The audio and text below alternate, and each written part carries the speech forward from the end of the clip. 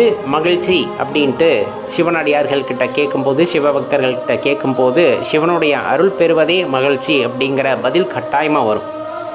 இந்த பதில் உங்களிடத்தும் இருக்கும் அப்படின்னு நம்புகிறேன். ஏன்னா உண்மையான மகிழ்ச்சியை வேறுபடுத்தி பார்க்கக்கூடிய அந்த நல்லறிவு அப்படிங்கிறது சிவபெருமானை வழிபட ஆரம்பிக்கும் பொழுதே கிடைத்து விடுகிறது.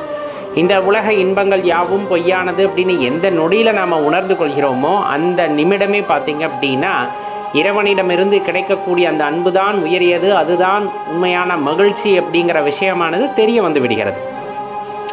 ஏன்னா சாதாரணமாக யோசிச்சு பாருங்களேன், எப்பையெல்லாம் நம்ம சந்தோஷமாக இருப்போம்? ஒரு சின்ன கேள்வி நமக்குள்ளே கேட்டு பாருங்கள்.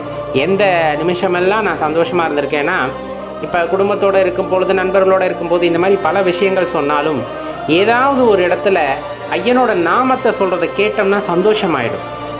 ஒரு ஆலயத்திற்கு போகிறோம், அங்கே போய் ஒருத்தங்க ஓம் நம சிவாய அப்படின்னு சொல்கிறாங்க, சிவசிவான்னு சொல்கிறாங்க, இந்த மாதிரி பஞ்சாட்சர மந்திரத்தை சொல்கிறாங்க. இப்படி ஐயனோட பேரவோ அல்லது அந்த நாமத்தவோ கேட்கும் பொழுது வருகின்ற ஆனந்தத்திற்கு எல்லை இருக்காது. நாமும் ஆயத்துடன் சொல்லியிருக்க மாட்டோம். இருந்தாலும் அந்த கோஷம், அனைவரும் ஒரே ஒரு குரலாக இறைவனை போற்றி பாடும் பொழுதோ, அவரோட நாமத்தை ஓங்கி சொல்லும் போதோ, அவர்களை விட நமக்கு ரொம்ப மகிழ்ச்சியான அந்த ஒரு இனிமையான தருணமாக இருக்கும். அதை எப்படி சொல்கிறதுன்னு தெரில. உண்மைதானுங்களே.